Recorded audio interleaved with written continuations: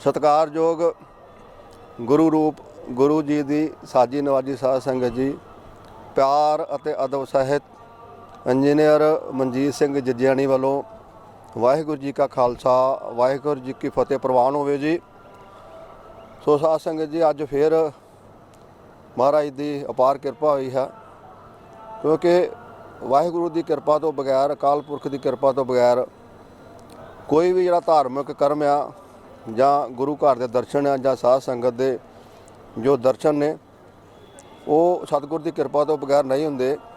तो अज सतगुरां ने फिर किरपा की है। ये महा पवित्र स्थान सचखंड श्री हरमंदर साहब विखे साध संगत के दर्शन करन अते महाराज के चरणों के विच आउण दा इह सुभागा समा प्राप्त होया है। सो साध संगत जी, ये स्थान उही जगह उही है, पर इत्थे जिहड़ी किरपा वरतदी इन्हां स्थानां ते वो नित नवीं नवीं है, क्योंकि महाराज की पवित्र बाणी का फरमान है, साहिब मेरा नीत नवा सदा सदा दतार। ये नित ही महाराज की किरपा, चाहे उही स्थान ने, ओह जगह वा, ओह गुरु घर आ, उही संगत है, पर किरपा जिहड़ी आ वो नित नवीं तो नवीं वरतदी आ। सो आओ आप जी दे नाल विचार शुरू करते हैं जी। सो जिस तरह साध संगत जी पहला विचार कीती आ भी स्थान उही जगह उही गुरु घर उही आ, पर किरपा इत्थे नित नवीं तो नवीं वरतदी आ। परमेश्वर नूं भुल्लण दे नाल मनुख अनेकां ही तरह दीआं मुश्किलां विच जिहड़ा वो पै जांदा है, क्योंकि गुरबाणी का पवित्र फरमान है, परमेश्वर ते भुलिया व्यापन सभे रोग वेमुख होए राम ते लगन जन्म विजोग। जिस तरह वाहिगुरू जी आप जी ने पहला वचन किया कि मनुख जो कोई भी कर्म करता, चाहे वह परिवार का होवे जां ड्यूटी का होवे, कोई जॉब होवे जां इत्थों तक भी खाना खांदा वा सौंदा वा, सो हर एक चीज़ नूं हर एक कर्म नूं कर लग्या समा निश्चित होंदा। खाना खाण का समा भी निश्चित आ, सौण का समा भी मनुख ने निश्चित किया हुंदा, परिवार होर साक संबंधी दे नाल मिलदा समा भी मनुख कोल उसने अपने द्वारा निश्चित किया हुंदा है। सो इसे तरीके दे नाल जिहड़े परमेश्वर दे प्यारे ने भगत जन ने, महापुरख जिन्हां नूं कहा गया, जिन्हां नूं गुरमुखां दे नाम दे नाल भी असीं सत्कार करदे हां, सो उन्हां दा भी मनना है कि जिथे संसारी कर्म करन दे वख-वख समय हैं, उस समय मुताबक ही कर्म किया जाए तो ज़्यादा जिहड़ा वो फल दिंदा है। इस तरीके दे नाल परमेश्वर की आराधना करन दा भी समा निश्चित है। चाहे परमेश्वर की आराधना सानू गुरबाणी विच 24 घंटे हर समय परमेश्वर का नाम जपन की तकीद गुरबाणी विच गुरु साहिबान ने की है, पर फिर भी एक खास समा निश्चित किया गया है। उस निश्चित समय के विच जे परमेश्वर की आराधना की जाए तो गुरबाणी अनुसार और महापुरखों अनुसार साधु संतां अनुसार उसका फल बहुत ज़्यादा वध जाता है। सो वो समा किहड़ा है जिस समय आप आराधना करके सहजे ही इस मार्ग ते चल सकते हैं। सो वाहिगुरू जी जिस तरह पहला आप जी दे नाल विचार कीती आ कि हर कर्म करन दा समा जिहड़ा है वो समय के अनुसार ही कर्म किया जाए तो ज़्यादा फलदायक हुंदा। जिस तरह गुरबाणी नूं पढ़ना सिमरन करना चाहे किसी भी समय पढ़ी जा सकती है, सिमरन किया जा सकता है, पर अमृत वेले का खास महत्व है महाराज की गुरबाणी दे विच। इस तरीके दे नाल शाम जदों शाम पैंदी है, शाम के वेले का भी साडे संसार दे विच कई तरह का शाम के वेले नूं भी महत्व है, क्योंकि शाम के वेले अक्सर ही जो मलीन बुद्धि वाले विचारां वाले कोई ऐसे मनुख होंदे हन, मलीन बुद्धि भाव के जिन्हां दा जिंदगी दे विच कोई ऐसे शुभ कर्म नहीं करते, सो उन्हां दा शाम के वेले ही वो अपने कर्म नूं अंजाम दिंदे हन। कहण दा भाव भी जो चोर कोई डकैत कुछ इस किस्म के जो कर्म अशुभ कर्म करने माड़े कर्म करने, तो शाम के समय ही उन्हां दा ये जो समा है ਕਿਉਂਕਿ ਸ਼ਾਮ ਦੇ ਸਮੇਂ ਦੇ ਵਿੱਚ ਹੀ ਅਸੀਂ ਵੇਖਦੇ ਹਾਂ ਕਈ ਤਰੀਕੇ ਦੇ ਜ਼ਹਿਰੀਲੇ ਜਾਨਵਰ, ਚਾਹੇ ਸੱਪ ਆ, ਠੂੰਹੇ ਆ ਜਾਂ ਕੀੜੇ ਮਕੌੜੇ ਆ, ਅਕਸਰ ਹੀ ਸ਼ਾਮ ਦੇ ਵੇਲੇ ਹੀ ਉਹ ਨਿਕਲਦੇ ਹਨ ਤੇ ਆਪਣੀ ਸ਼ਿਕਾਰ ਦੇ ਭਾਲ ਵਿੱਚ ਚੱਲ ਪੈਂਦੇ ਹਨ। ਸ਼ੇਰ, ਬਘਿਆੜ, ਚੀਤਾ ਆਦਿ ਇਹ ਸ਼ਾਮ ਦਾ ਸਮਾਂ ਹੈ ਇਹਨਾਂ ਦਾ। ਤੋ ਸ਼ਾਮ ਦਾ ਸਮਾਂ ਜਿੱਥੇ ਦੁਨਿਆਵੀ ਤੌਰ ਤੇ ਕਈ ਤਰ੍ਹਾਂ ਦੇ ਭਿਅੰਕਰ ਸਥਿਤੀ ਦਾ ਮਨੁੱਖ ਨੂੰ ਸਾਹਮਣਾ ਕਰਨਾ ਪੈਂਦਾ ਹੈ ਤੇ ਇਸ ਦੇ ਪਰਛਾਏ ਜੋ ਅੰਮ੍ਰਿਤ ਵੇਲਾ ਹੈ, ਕਿਉਂਕਿ ਅੰਮ੍ਰਿਤ ਵੇਲਾ ਹੁੰਦਿਆਂ ਜਦੋਂ ਰਾਤ ਦੁਪਹਿਰ ਰਾਤ ਗੁਜ਼ਰ ਜਾਂਦੀ ਹੈ, ਜਦੋਂ ਦੁਪਹਿਰ ਰਾਤ ਤੋਂ ਬਾਅਦ ਰਾਤ ਦਾ ਜੋ ਤੀਜਾ ਪਹਿਰ ਹੈ, ਤੀਜਾ ਪਹਿਰ ਭਾਵ ਕਿ 3 ਘੰਟੇ ਜੋ ਦਿਨ ਚੜ੍ਹਨ ਦੇ ਵਿੱਚ ਸਮਾਂ ਰਹਿੰਦਾ ਹੈ ਨਾ, ਉਸ ਨੂੰ ਹੀ ਅੰਮ੍ਰਿਤ ਵੇਲਾ ਕਿਹਾ ਗਿਆ ਹੈ। ਸੋ ਉਸ ਵੇਲੇ ਚਾਹੇ ਕੋਈ ਮਾਨਸਿਕ ਰੋਗੀ ਆ, ਕੋਈ ਸਰੀਰਕ ਤੌਰ ਤੇ ਬਿਮਾਰ ਹੈ, ਚਾਹੇ ਹੋਰ ਵੀ ਕਿਸੇ ਕਿਸਮ ਦਾ ਕੋਈ ਕਰਮ ਕਰਨ ਵਾਲੇ ਹਨ, ਕੋਈ ਜਵਾਰੀ ਹੈ, ਤਕਰੀਬਨ ਉਹ ਸਰੀਰਕ ਤੌਰ ਤੇ ਸੌਂ ਜਾਂਦੇ ਹਨ। ਸੋ ਇਸ ਵੇਲੇ ਨੂੰ ਗੁਰਬਾਣੀ ਨੇ ਬੜਾ ਸ਼ੁਭ, ਬੜਾ ਜਿਹੜਾ ਇਸ ਸਮੇਂ ਨੂੰ ਵਧੀਆ ਮੰਨਿਆ ਗਿਆ ਪਰਮੇਸ਼ਰ ਦੇ ਨਾਲ ਜੁੜਨ ਦਾ, ਸਾਂਝ ਪਾਉਣ ਦਾ।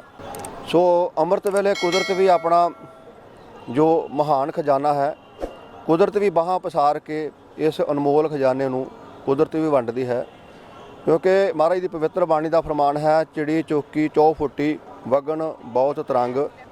ਇਸੇ ਤਰੀਕੇ ਦੇ ਨਾਲ ਮਹਾਰਾਜ ਦੀ ਬਾਣੀ ਦਾ ਪਵਿੱਤਰ ਫਰਮਾਨ ਇਹ ਵੀ ਹੈ ਕਿ ਬਬੀਹਾ ਅੰਮ੍ਰਿਤ ਵੇਲੇ ਬੋਲਿਆ, ਤਾਂ ਦਰ ਸੁਣੀ ਪੁਕਾਰ, ਮੇਘੇ ਨੂੰ ਫਰਮਾਨ ਹੋਆ ਵਰਸੋ ਕਿਰਪਾ ਧਾਰ। ਸੋ ਅਨੇਕਾਂ ਹੀ ਤਰ੍ਹਾਂ ਦੇ ਗੁਰਬਾਣੀ ਦੇ ਫਰਮਾਨ ਸਾਧੂ ਸੰਤਾਂ ਨੇ ਵਿਖਿਆਨ ਕੀਤੇ ਹਨ ਕਿ ਮਨੁੱਖ ਚਾਹੇ ਤੇ ਇਸ ਅੰਮ੍ਰਿਤ ਵੇਲੇ ਦੀ ਮਹਾਨ ਜੋ ਬਖਸ਼ਿਸ਼ ਪਰਮੇਸ਼ਰ ਖੁਦ ਆਪ ਕਰਦਾ ਹੈ, ਉਸ ਤੋਂ ਲਾਹਾ ਲੈ ਕੇ ਵਡਭਾਗੀ ਬਣ ਸਕਦਾ ਹੈ। ਜੋ ਜੀਵਨ ਦੇ ਵਿੱਚ ਖੁਸ਼ੀਆਂ ਹਨ, ਜੋ ਆਨੰਦ ਉਹ ਲੈਣਾ ਚਾਹੁੰਦਾ ਹੈ, ਇਹ ਅੰਮ੍ਰਿਤ ਵੇਲਾ ਸਭ ਤੋਂ ਇਸ ਸਮੇਂ ਨੂੰ ਪਵਿੱਤਰ ਮੰਨਿਆ ਗਿਆ ਹੈ। ਕਿਉਂਕਿ ਅੰਮ੍ਰਿਤ ਵੇਲੇ ਹੀ ਜੋ ਸਾਡੇ ਜਿਸ ਤਰ੍ਹਾਂ ਕਈ ਭਾਈਚਾਰੇ ਨੇ, ਮੁਸਲਮਾਨ ਭਾਈਚਾਰਾ ਵਾ, ਮੁਸਲਮਾਨ ਭਾਈਚਾਰੇ ਦੇ ਵਿੱਚ ਵੀ ਜੋ ਉੱਥੇ ਮਸੀਤ ਹੈ, ਮਸੀਤਾਂ ਦੇ ਦਰਵਾਜ਼ੇ ਵੀ ਅੰਮ੍ਰਿਤ ਵੇਲੇ ਖੁੱਲ੍ਹਦੇ ਹਨ। ਇਸੇ ਤਰੀਕੇ ਦੇ ਨਾਲ ਜੋ ਚਰਚ ਹੈ, ਚਰਚ ਦੇ ਵਿੱਚ ਵੀ ਪ੍ਰੇਅਰ, ਪ੍ਰਭੂ ਦੀ ਆਰਾਧਨਾ, ਅੰਮ੍ਰਿਤ ਵੇਲੇ ਦਰਵਾਜ਼ੇ ਖੁੱਲ੍ਹ ਜਾਂਦੇ ਹਨ।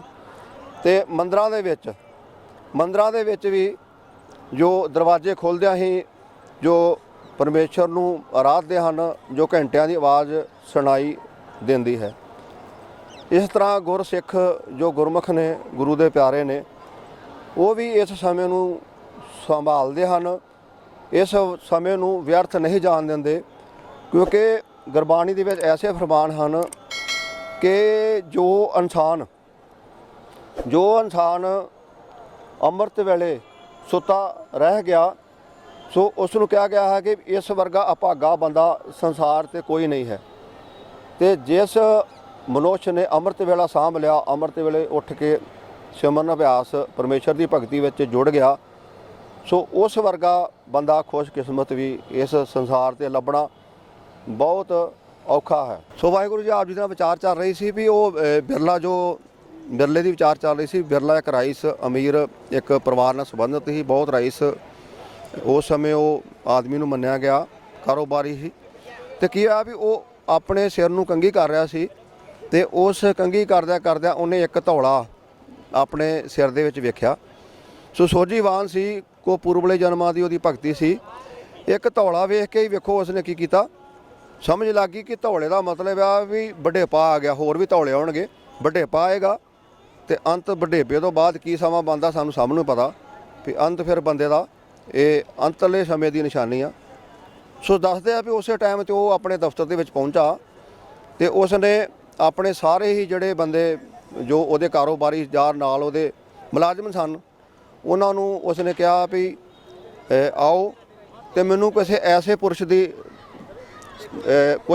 ਐਸੇ ਪੁਰਸ਼ ਦੀ ਬਾਰੇ ਦੱਸੋ ਜੋ ਕਿ ਧਾਰਮਿਕ ਪੁਰਸ਼ ਹੋਵੇ, ਕੋਈ ਸਾਧੂ ਹੋਵੇ, ਸੰਤ ਹੋਵੇ, ਐਸੇ ਪੁਰਸ਼ ਬਾਰੇ ਮੈਨੂੰ ਤੁਸੀਂ ਕੋਈ ਨਾ ਕੋਈ ਦੱਸਣਾ ਕਰੋ।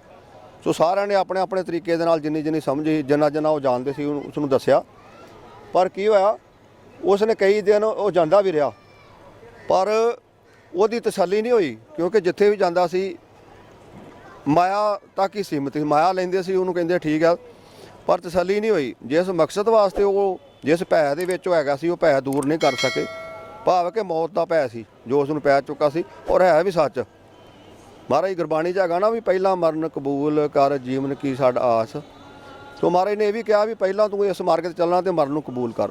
ਸੋ ਕੀ ਵਾਪਰਿਆ, ਉਸ ਬਿਰਲੇ ਨੂੰ ਕੁਦਰਤ ਦਾ ਭਾਣਾ, ਉਹਦੀ ਬੇਨਤੀ ਪਰਮੇਸ਼ਰ ਦੇ ਮਨ ਲਈ ਲਾ ਲਓ ਕਿ ਉਸ ਨੂੰ ਇੱਕ ਬੰਦੇ ਨੇ ਦੱਸ ਪਾਈ ਕਿ ਉੱਥੇ ਉਸ ਟਾਈਮ 'ਤੇ ਨਾਨਕਸਰ ਕਲੇਰਾ, ਉਹ ਬਾਬਾ ਆਨੰਦ ਸਿੰਘ ਜੀ ਹੈਗੇ ਸੀ। ਸੋ ਉਹ ਉੱਥੋਂ ਉਹਨਾਂ ਦੀ ਦੱਸ ਪਈ ਆ, ਤੇ ਉਸੇ ਟਾਈਮ 'ਤੇ ਉਹ ਆਪਣੇ ਸਾਧਨ ਦੇ ਰਾਹੀਂ ਦੱਸਦੇ ਆ ਵੀ ਉੱਥੇ ਪਹੁੰਚ ਗਿਆ।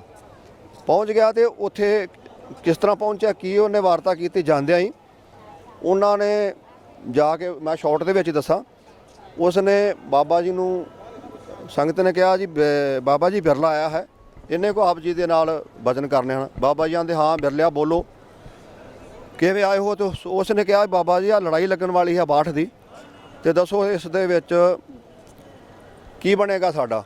ਸੋ ਉਹਨਾਂ ਨੇ ਮਹਾਂਪੁਰਖਾਂ ਨੇ ਕਿਹਾ ਵੀ ਵੇਖੋ ਇਹ ਤਾਂ ਕੋਈ ਅਧਿਆਤਮਕ ਵਚਨ ਨਾ ਹੋਇਆ, ਇਹ ਤਾਂ ਸੰਸਾਰੀ ਵਚਨ ਹੋ ਗਿਆ।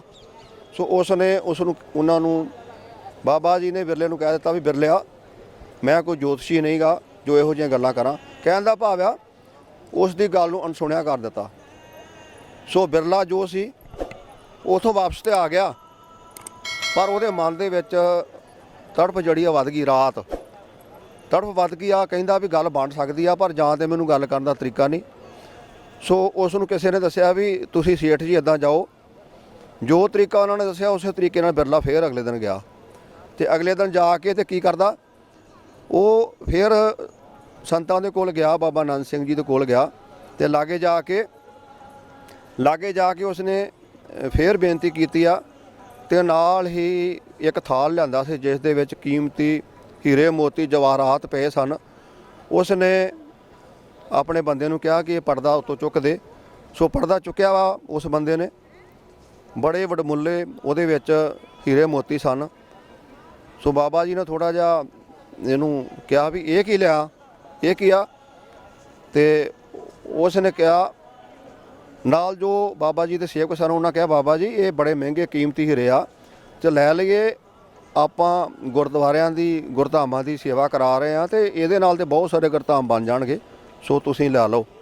ਸੋ ਬਾਬਾ ਜੀ ਨੇ ਕੀ ਵਚਨ ਕੀਤਾ ਉਸ ਟਾਈਮ 'ਤੇ, ਉਹ ਆਂਦੇ ਆ ਵੀ ਇਸ ਨੂੰ ਲੈ ਜਾ, ਨਹੀਂ ਤੇ ਮੈਂ ਇੱਥੋਂ ਚੁੱਕ ਕੇ ਤੇ ਉਧਰ ਥਾਲੀ ਜਿਹੜੀ ਆ ਤੇਰੀ ਸੁੱਟ ਦਿੱਤੀ ਜਾਊਗੀ, ਸੁੱਟ ਦੇਵਾਂਗਾ। ਸੋ ਉਹ ਫਿਰ ਥਾਲੀ ਲੈ ਕੇ ਵਾਪਸ ਆ ਗਿਆ। ਮੈਂ ਸ਼ਾਰਟ 'ਚ ਦੱਸਦਾ ਤੇ ਹੋਇਆ ਕੀ ਹੈ, ਫਿਰ ਉੱਥੇ ਵਾਪਸ ਆ ਗਿਆ, ਪਰ ਮਨ ਅੱਜ ਹੋਰ ਵੀ ਖੁਸ਼ ਜ਼ਿਆਦਾ ਹੋ ਗਿਆ, ਕਿਉਂਕਿ ਉਹਨੇ ਵੇਖਿਆ ਕਿ ਇਹਨਾਂ ਨੇ ਮਾਇਆ ਜੋ ਇੰਨੇ ਕੀਮਤੀ ਗਹਿਣੇ ਸਨ, ਕਈ ਤਰੀਕਾਂ ਦੇ ਹੀਰੇ ਮੋਤੀ ਸਨ, ਉਹ ਪ੍ਰਵਾਨ ਨਹੀਂ ਕੀਤੇ। ਉਸਨੇ ਸੋਚਿਆ ਵੀ ਮੇਰੀ ਗੱਲ ਇਹਨਾਂ ਕੋਲ ਬਣ ਸਕਦੀ ਹੈ। ਸੋ ਤੀਸਰੇ ਦਿਨ ਗਿਆ ਵਾ, ਤੀਸਰੇ ਦਿਨ ਉਹਨੇ ਕੋਈ ਵੀ ਆਪਣਾ ਨਾਲ ਜਿਹੜਾ ਮੁਲਾਜ਼ਮ ਸੀ ਨਹੀਂ ਲਿਆ, ਆਂਦਾ ਅੱਜ ਮੈਨੂੰ ਇਕੱਲਿਆਂ ਜਾਣ ਦਿਓ। ਸੋ ਗਿਆ ਵਾ, ਕਹਿਣ ਦਾ ਭਾਵ ਗੁਰਬਾਣੀ 'ਚ ਵੀ ਇਸ ਤਰ੍ਹਾਂ ਦੀ ਪਰਿਭਾਸ਼ਾ ਗੁਰੂ ਸਾਹਿਬ ਨੇ ਸਿੱਖ ਨੂੰ ਦੱਸੀ ਆ ਵੀ ਮੇਰਾ ਸਿੱਖ ਨਿਭਾਉਣਾ ਤੇ ਨਤਾਣਾ ਹੋ ਕੇ ਆਵੇ, ਤੇ ਗੁਰੂ ਘਰ ਦੇ ਵਿੱਚੋਂ ਕਦੀ ਵੀ ਖਾਲੀ ਨਹੀਂ ਜਾ ਸਕਦਾ। ਸੋ ਉਹ ਸਮਾਂ ਅੱਜ ਉੱਤੇ ਵੀ ਬਣ ਗਿਆ। ਆਇਆ ਵਾ ਤੀਸਰੇ ਦਿਨ, ਤੇ ਆਪਣਾ ਸਭ ਤੋਂ ਪਿੱਛੇ ਸੰਗਤ ਦੇ ਵਿੱਚ ਬੈਠ ਗਿਆ। ਬੈਠਾ ਕਿਸ ਤਰ੍ਹਾਂ ਵਾ, ਸਿਰ ਸੁੱਟ ਕੇ ਬੈਠ ਗਿਆ, ਇਸ ਤਰ੍ਹਾਂ ਕੋਈ ਮਾਣ ਨਹੀਂ, ਕੋਈ ਨਤਾਣਾ, ਜਿਸ ਤਰ੍ਹਾਂ ਨਤਾਣਾ ਬਣ ਕੇ ਬਹਿ ਗਿਆ। ਸੋ ਮਹਾਂਪੁਰਖਾਂ ਨੇ ਵੀ ਵੇਖਿਆ ਵੀ ਅੱਜ ਬਿਰਲਾ ਫੇਰ ਆਇਆ ਵਾ, ਪਰ ਅੱਜ ਉਹਨਾਂ ਸੋਚਿਆ ਵੀ ਇਹ ਖਾਲੀ ਨਹੀਂ ਜਾ ਸਕਦਾ। ਅੱਜ ਜਿਸ ਮਕਸਦ ਵਾਸਤੇ ਆਇਆ ਸੀ ਉਹ ਮਕਸਦ ਪੂਰਾ ਹੋ ਜੇ, ਉਹ ਮਕਸਦ ਪੂਰਾ ਹੋਣ ਦਾ ਸਮਾਂ ਆ ਗਿਆ। ਸੋ ਉਹਨਾਂ ਨੇ ਕਿਹਾ ਵੀ ਆਹ ਬਿਰਲਾ ਕਿੱਧਰ ਆਇਆ? ਸੋ ਉਹਨਾਂ ਨੇ ਕਿਹਾ ਵਾ, ਬਿਰਲੇ ਨੇ ਕਿਹਾ ਵੀ ਮਹਾਰਾਜ ਜੀ ਮੈਨੂੰ ਜਿਹੜਾ ਮੌਤ ਆ ਉਹ ਤੋਂ ਬੜਾ ਡਰ ਆ ਰਿਹਾ, ਤੇ ਅਗਲੇ ਬੰਨੇ ਕੀ ਹੋਊਗਾ। ਸਾਧ ਸੰਗਤ ਜੀ ਆਹ ਵਾ ਵਿਚਾਰ ਜੋ ਕਿ ਗੁਰਮੁਖਾਂ ਦੇ ਮਨ ਦੇ ਵਿੱਚ ਚੱਲਦੀ ਆ ਤੇ ਸਿਮਰਨ ਭਗਤੀ ਕਰਦੇ ਆ। ਉਹ ਕਹਿੰਦਾ ਜੀ ਮੈਨੂੰ ਮੌਤ ਤੋਂ ਬਹੁਤ ਭੈ ਆ ਰਿਹਾ, ਆਪ ਕੋ ਕਿਰਪਾ ਕਰੋ। ਤੇ ਉਹ ਸੰਤਾਂ ਨੇ ਵੇਖਿਆ ਵੀ ਇਹ ਵਾਕਿਆ ਹੀ ਹੁਣ ਬੜੇ ਸਹੀ ਟਿਕਾਣੇ ਤੇ ਆ ਗਿਆ, ਪਰ ਉਹਨਾਂ ਇੱਕ ਵਾਰੀ ਫੇਰ ਉਸ ਨੂੰ ਟਨਕਾ ਲਿਆ। ਉਹ ਕਹਿੰਦੇ ਬਿਰਲਿਆ ਤੈਨੂੰ ਮੌਤ ਦਾ ਭੈ ਕਿਉਂ ਆ ਰਿਹਾ? ਮੌਤ ਦਾ ਭੈ ਤੇ ਇਹ ਤੇ ਸਿਰਫ ਗਰੀਬ ਲੋਕਾਂ ਨੂੰ, ਉਹਨਾਂ ਲੋਕਾਂ ਨੂੰ ਹੁੰਦਾ ਜੋ ਵਿਚਾਰੇ ਮਾਤੜ ਨੇ। ਤੇਰੀ ਤਾਂ ਵਾਕ ਵੀ ਬੜੀ ਆ, ਸਾਰੇ ਦੁਨੀਆ ਦੇ ਪ੍ਰਧਾਨ ਮੰਤਰੀ ਤੇਰੇ ਵਾਕਬ ਨੇ। ਅੱਜ ਤੂੰ ਸਵੇਰ ਦਾ ਖਾਣਾ ਇੱਥੇ ਖਾਣਾ ਵਾ, ਸ਼ਾਮ ਦਾ ਕਿਸੇ ਹੋਰ ਦੇਸ਼ 'ਚ ਖਾਣਾ ਵਾ, ਸੋ ਤੈਨੂੰ ਇਸ ਤਰ੍ਹਾਂ ਦਾ ਪੈ ਪੀਤ ਨਹੀਂ ਹੋਣਾ ਚਾਹੀਦਾ। ਸੋ ਬੜਾ ਸੋਹਣਾ ਉਹਨੇ ਉੱਤਰ ਦਿੱਤਾ। ਉਹ ਕਹਿੰਦਾ ਬਾਬਾ ਜੀ ਠੀਕ ਆ, ਮੇਰੇ ਪ੍ਰਧਾਨ ਮੰਤਰੀ ਸਾਰੇ ਵਾਕਬ ਨੇ, ਪਰ ਅੰਤ ਸਮੇਂ ਇਹ ਉੱਥੇ ਮੇਰੀ ਹੈਲਪ ਨਹੀਂ ਕਰਨਗੇ। ਤੇ ਉਹ ਬਚਨ ਸੁਣ ਕੇ ਬਹੁਤ ਬਾਬਾ ਨਾਨਕ ਸਿੰਘ ਜੀ ਖੁਸ਼ ਹੋਇਆ। ਫਿਰ ਉਹਨਾਂ ਨੇ ਉੱਥੇ ਵੇਖੋ ਕੀ ਬਚਨ ਉਹਦੇ ਨਾਲ ਕੀਤਾ, ਖੁਸ਼ ਹੋ ਗਏ ਆ। ਤੇ ਉਹਨੂੰ ਇੱਕ ਬੜੀ ਵੱਡੀ ਦਾਤ ਦਿੱਤੀ ਉਹਨਾਂ ਨੇ, ਜੋ ਗੁਰੂ ਘਰ ਤੋਂ ਇਹ ਦਾਤ ਮਿਲਦੀ ਆ ਤੇ ਸਾਧੂ ਸੰਤ ਪਰਮੇਸ਼ਰ ਨਾਲ ਜੋੜਦੇ ਆ। ਸੋ ਉਹਨਾਂ ਨੇ ਕਿਹਾ ਵੀ ਬਿਰਲਿਆ, ਮੈਂ ਤੇਰੇ ਨਾਲ ਅੱਜ ਇੱਕ ਬਚਨ ਕਰਦਾ ਹਾਂ ਕਿ ਜਿੱਥੇ ਕਿਤੇ ਵੀ ਹੋਵੇਂ, ਤੂੰ ਇੱਥੇ ਰਵੇਂ ਜਾਂ ਕਿਸੇ ਹੋਰ ਦੇਸ਼ ਦੇ ਵਿੱਚ ਹੋਵੇਂ, ਤੂੰ ਇਸ ਤਰ੍ਹਾਂ ਕਰਨਾ ਵੀ ਅੰਮ੍ਰਿਤ ਵੇਲਾ ਜੋੜਾ ਉਹ ਤੂੰ ਗੁਰੂ ਨੂੰ ਦੇ ਦੇ। ਮਤਲਬ ਅੰਮ੍ਰਿਤ ਵੇਲੇ ਤੂੰ ਉੱਠ ਕੇ ਸਿਮਰਨ ਅਭਿਆਸ ਕਰਨਾ ਵਾ। ਉਹ ਕਿਸੇ ਵੀ ਸਮੇਂ ਦੇ ਵਿੱਚ ਕੋਈ ਵੀ ਖੁਸ਼ੀ ਹੋਵੇ ਜਾਂ ਗਮੀ ਹੋਵੇ, ਕੋਈ ਵੀ ਪ੍ਰੋਗਰਾਮ ਹੋਵੇ, ਅੰਮ੍ਰਿਤ ਵੇਲਾ ਗੁਰੂ ਨਾਨਕ ਸਾਹਿਬ ਦੇ ਮਹਾਰਾਜ ਚਰਨਾਂ 'ਚ ਰੱਖਣਾ। ਸੋ ਉਸ ਨੇ ਬਚਨ ਮੰਨਿਆ। ਉਹਨਾਂ ਨੇ ਉਪਦੇਸ਼ ਦਿੱਤਾ ਵੀ ਗੁਰਮੰਤਰ ਦਾ ਜਾਪ ਕਰਨਾ ਵਾ। ਸੋ ਵੇਖ ਲਓ ਉਹਨਾਂ ਨੇ ਵੀ ਇਸੇ ਚੀਜ਼ ਦਾ ਹੀ ਅੰਮ੍ਰਿਤ ਵੇਲੇ ਦਾ ਹੀ ਉਸ ਨੂੰ ਉਪਦੇਸ਼ ਦਿੱਤਾ। ਸੋ ਕਹਿਣ ਦਾ ਭਾਵ ਹੈ ਵੀ ਸਭ ਤੋਂ ਅਣਮੁੱਲੀ ਅਤੇ ਵੱਡੀ ਦਾਤ ਹੈ ਅੰਮ੍ਰਿਤ ਵੇਲੇ ਦੀ। ਸੋ ਸਾਧ ਸੰਗਤ ਜੀ, ਇੰਨੀਆਂ ਕੁ ਬੇਨਤੀਆਂ ਸਨ। ਇਸ ਜੋ ਅੱਜ ਦੀ ਵੀਡੀਓ ਆ, ਇਸ ਦਾ ਭਾਗ ਪਹਿਲਾ ਹੈ। ਸੋ 2 ਭਾਗ ਹੋਰ ਬਣਾਉਣੇ ਨੇ। ਆਪ ਦੇ ਚਰਨਾਂ 'ਚ ਬੇਨਤੀਆਂ ਹਨ ਕਿ ਆਪ ਜੀ ਨੇ ਇਸ ਅੰਮ੍ਰਿਤ ਵੇਲੇ ਬਾਰੇ ਜਿੰਨਾ ਕੁ ਆਪ ਜੀ ਨਾਲ ਸਾਂਝ ਪਾਈ, ਜਿੰਨੀ ਕੁ ਪਰਮੇਸ਼ਰ ਨੇ ਸੋਝੀ ਬਖਸ਼ੀ ਆ, ਤੇ ਆਪ ਜੀ ਨੇ ਇਸ ਦੇ ਇਹਨਾਂ ਵਿਚਾਰਾਂ ਬਾਰੇ, ਅੰਮ੍ਰਿਤ ਵੇਲੇ ਬਾਰੇ ਹੋਰ ਕਿੰਨੀ ਕੁ ਵਿਚਾਰ ਹੋ ਸਕਦੀ ਹੈ, ਤੇ ਆਪ ਜੀ ਨੇ ਕਮੈਂਟਸ ਬਾਕਸ ਵਿੱਚ ਜਾ ਕੇ ਜ਼ਰੂਰ ਦੱਸਣ ਦੀ ਖੇਚਲ ਕਰਨੀ ਆ।